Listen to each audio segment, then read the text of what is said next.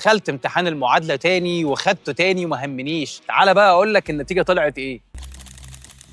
ما كدبتش خبر ورحت واخد امتحان المعادله تاني. واول بقى ما دخلت الامتحان وشفت النتيجه، استنى، هو انت اشتغلت ايه اصلا لما رحت تكساس؟ كنت بتصرف منين؟ فاكرين جمهوريه الموز العظيمه اللي كنت بشتغل فيها؟ المكان ده ساعدني جدا حتى لما نقلت تكساس. اسالني ازاي؟ هما ال3 شركات كبار ماسكاهم شركه واحده كبيره. كان في امكانيه ان انا انقل من المحل بتاع سان دييجو اروح محل موجود في تكساس، او على الاخص في ويتشتا فولز. بس للاسف جمهوريه الموز ما كانتش موجوده في ويتشتا فولز، على اساس يعني انها مدينه صغيره ومفيش قرود كتير هناك. بس لحسن حظي ان المدينه الصغيره دي كان فيها واحد من ال3 شركات اللي تبع الشركه الكبيره. المحل ده كان موجود في المول الوحيد اللي موجود في المدينه ديت، فاشتغلت في المحل دوت. طبعا ناس جديده ومكان جديد، ولكن في الاخر هو نفس الريتيل. هو كان اقل درجتين تقريبا من جمهوريه الموز، يعني من حيث الخامات والجوده وانواع اللبس اللي موجوده. كنت بتعامل مع ناس سي او واكزيكتيف وليفل عالي من الناس، وبعدين ابتديت اتعامل مع الشباب المراهق والناس اللي بتحب تشتري باسعار ارخص شويه. كان مجرد شغلانه عشان بس اقدر ادفع الايجار واعيش في تكساس واعرف ان انا اذاكر واعمل الامتحان كمان مره. يا عم شوقتنا بقى، قول لنا عملت ايه في الامتحان وفرحنا. على قد ما كانت ظروفي مستقره واحسن كتير من اول مره، لما خدت الامتحان تاني مره للاسف برضه ما نجحتش. السكور بتاعي كان احسن كتير من اول مره، بس للاسف ما كانش كفايه ان انا كنت انجح واكمل المشوار بتاعي. ايأس؟ اقول خلاص كده اوقف اهرب؟ لا، مش انا خالص. رحت مقدم تاني. انا عايز اقول لك بقى ان المره دي كانت مختلفه عن اللي فات. قبل بقى ما اخش الامتحان ده تاني حصلت لي مشكله هدت لي كل الرصه اللي كنت عاملها. تعالى بقى اقول لك هي ايه الحلقه الجايه. انا غلطت عشان انت تستفيد.